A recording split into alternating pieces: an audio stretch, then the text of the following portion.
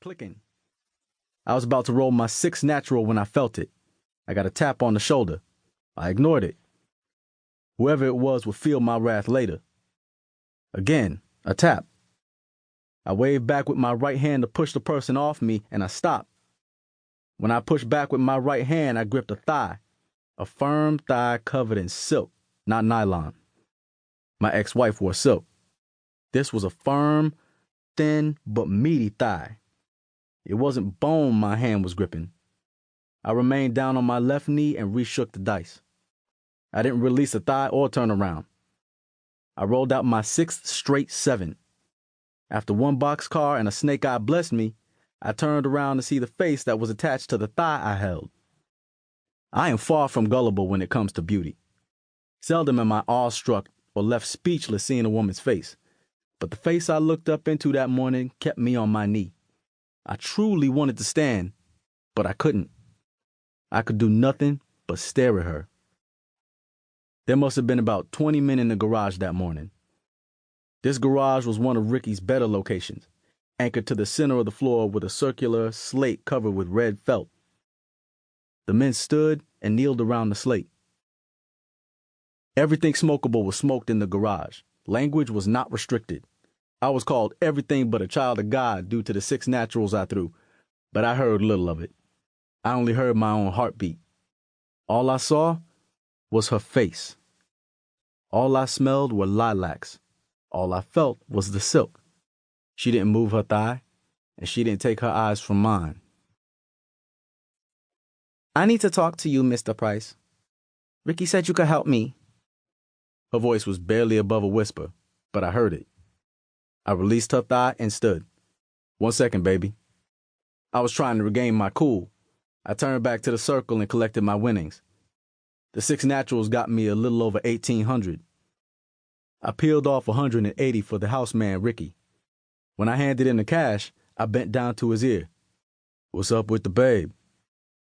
Ricky was still working, watching the dice and cutting on 6s and 8s. He turned to me quickly. She's in a spot. I ain't got time for all the details. Help her out. Bill me if you got to. Come by my house in the afternoon and I'll give you the scoop. Keep her safe until then. He went back to the game. I stood.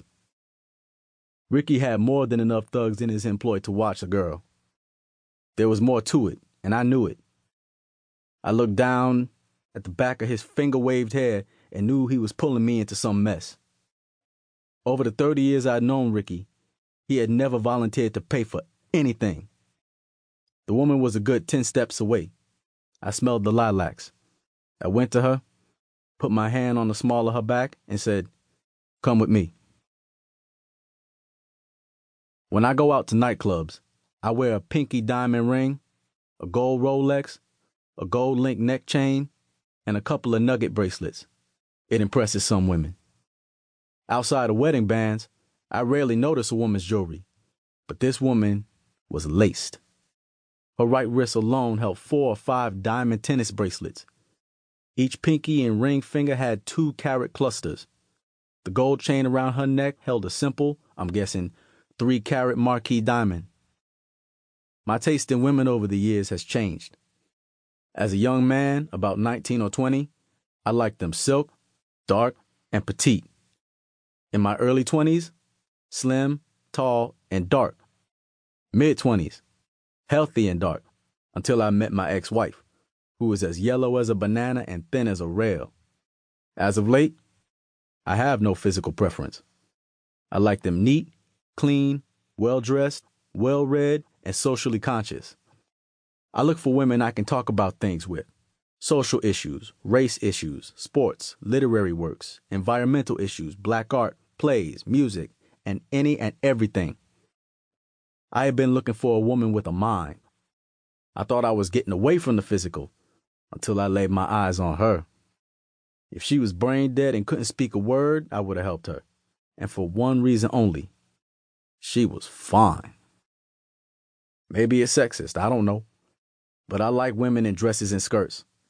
I like them better when the dresses and skirts are long with splits, preferably with hidden splits, the kinds that fold over in the middle. There's something about a long skirt.